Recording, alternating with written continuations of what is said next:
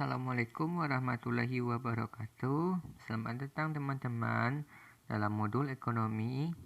Itu tentang mengenal ilmu ekonomi dengan bersama saya yaitu Ilham. Kata pengantar, puji syukur kami panjatkan kepada Tuhan Yang Maha Esa kerana atas berkat, rahmat dan karunia-Nya penyusun modul SMA kelas 10 dapat diselesaikan. Modul ini disusun sebagai salah satu bahan ajar kegiatan pelaksanaan belajar bagi siswa-siswi SMA kelas 10. Dalam modul ini disajikan materi pembelajaran sesuai tema secara sederhana, efektif dan mudah dimengerti. Modul ini juga dilengkapi contoh soal di setiap tema. Akhir kata, kami menyampaikan terima kasih kepada semua pihak yang telah membantu dan membuat modul ini. Halo, selamat datang teman-teman dalam pembelajaran ilmu ekonomi.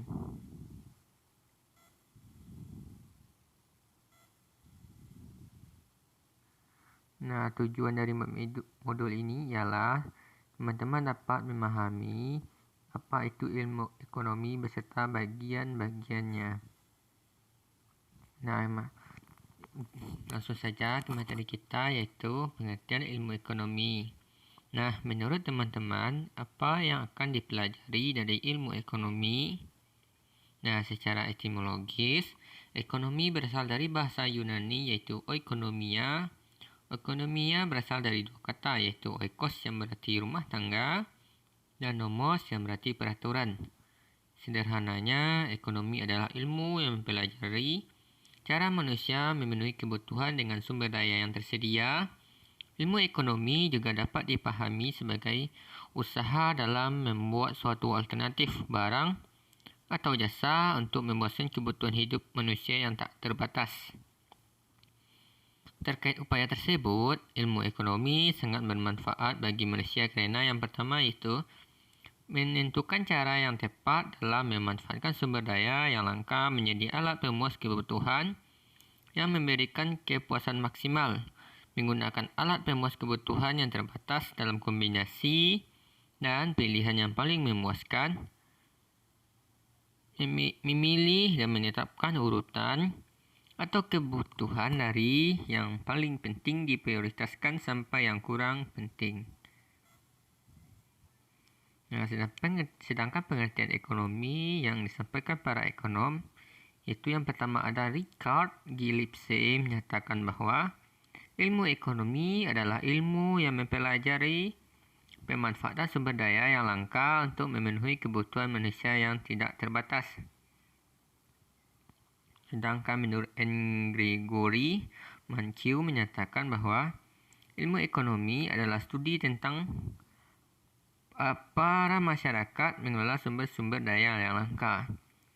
Sedangkan menurut Robert B. N. Cullen Jr. dan Robert D. Tollison menyatakan bahawa ilmu ekonomi adalah ilmu yang mempelajari cara individu dan masyarakat yang mempunyai keinginan yang tidak terbatas memilih untuk mengalokasikan sumber daya yang terbatas demi memenuhi keinginan mereka. Menurut Adam Smith, ada berpendapat bahawa ilmu ekonomi adalah penyelidikan tentang keadaan dan sebab adanya kekayaan negara. Sedangkan menurut J.S. Mill berpendapat bahawa ilmu ekonomi adalah sains praktikal tentang pengeluaran dan penagihan.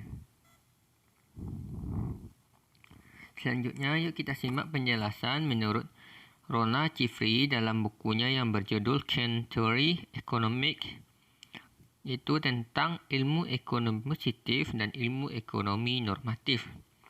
Yang pertama, ilmu ekonomi positif adalah ilmu yang mempelajari kegiatan manusia dalam memenuhi kebutuhan tanpa memasukkan aspek non-ekonomi seperti agama, pandangan hidup, etika, hukum, filsafat dan politik.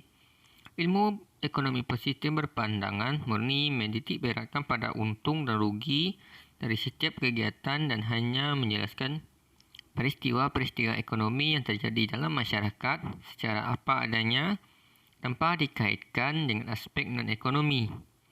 Ilmu ekonomi positif disebut juga ilmu ekonomi deskriptif. Contoh analisis dalam ilmu ekonomi positif adalah jika permintaan meningkat menyebabkan harga naik.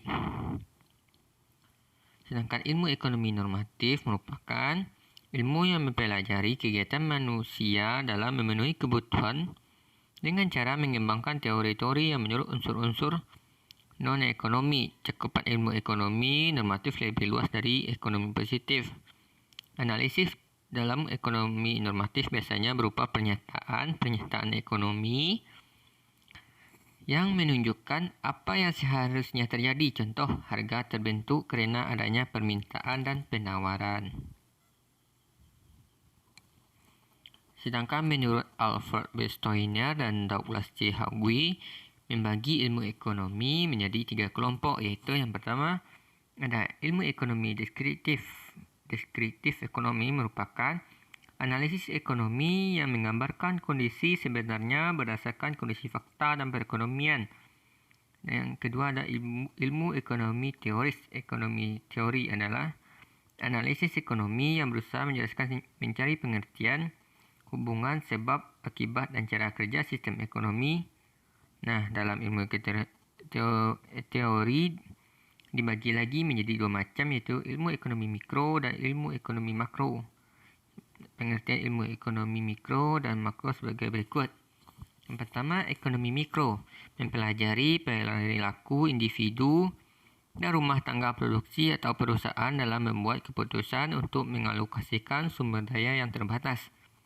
Yang kedua, ekonomi makro mempelajari mekanisme kerja perekonomian secara keseluruhan seperti tingkat pengangguran, pendapatan nasional, tingkat pertumbuhan, inflasi dan tingkat harga.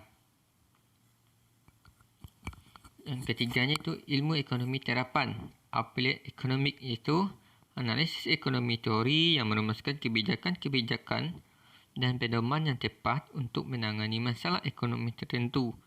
Jadi, ilmu ekonomi terapan lebih bersifat praktis dengan menyerapkan pengertian ekonomi pada bidang-bidang atau masalah-masalah tertentu. Misalnya ekonomi pembangunan, ekonomi industri, ekonomi politik, ekonomi internasional, ekonomi moneter, ekonomi perbank, ekonomi perusahaan, ekonomi syariah dan sebagainya. Nah, selanjutnya kita akan membahas sedikit iaitu tentang ilmu ekonomi syariah. Yang pertama, pengertian ekonomi syariah.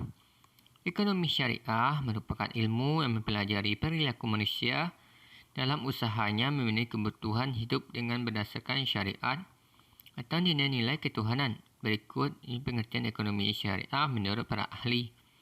Yang pertama, ada menurut Yusuf Qaradawi mengemukakan bahawa ekonomi syariah merupakan ekonomi yang berdasarkan pada ketuhanan. Yang kedua, ada Muhammad Abdul Manan.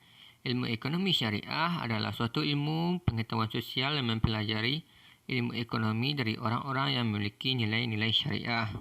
Nah, selanjutnya ke dalam rangkuman. Jadi yang pertama itu ilmu ekonomi adalah ilmu yang mempelajari tentang perilaku manusia dalam usahanya untuk memenuhi kebutuhan yang tidak terbatas dan dihadapkan pada alat pemuas atau sumber daya ekonomi yang terbatas jumlahnya. Yang kedua, pembagian ilmu ekonomi menurut Rona Chevry dalam bukunya yang berjudul 21 Category Economics adalah ekonomi positif dan ekonormatif. Yang ketiga itu pembagian ilmu ekonomi menurut Alfred B. Steiner dan Douglas C. Hagui adalah ekonomi deskriptif, ekonomi teori dan ekonomi terapan. Yang keempat ada ekonomi teori dibagi menjadi ekonomi mikro dan ekonomi makro. Yang kelima ada ilmu ekonomi syariah adalah ilmu ekonomi yang mempelajari perilaku manusia dalam usaha untuk memenuhi kebutuhan dengan alat pemenuh kebutuhan yang terbatas sesuai dengan ajaran dan nilai-nilai agama. Nah, selanjutnya teman-teman kita akan masuk ke latihan soal.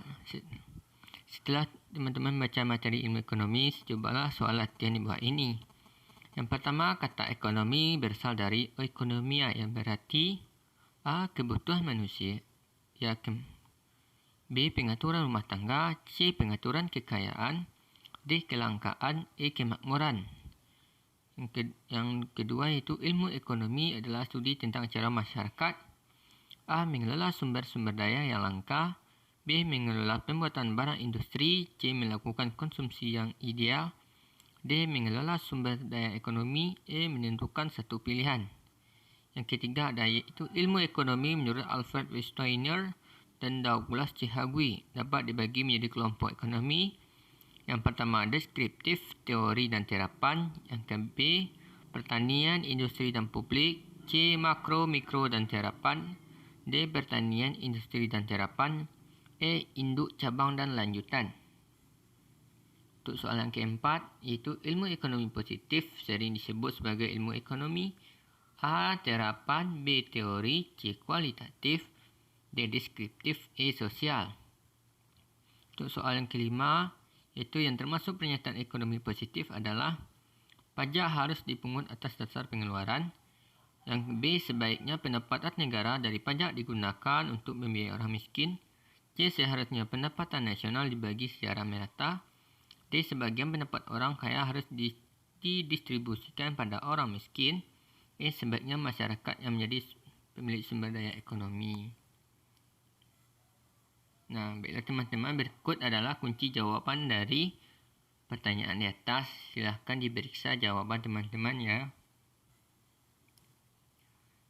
Terima kasih. Sekianlah bimbel pelajaran kita hari ini. Apakah ada yang ditanyakan? Silahkan.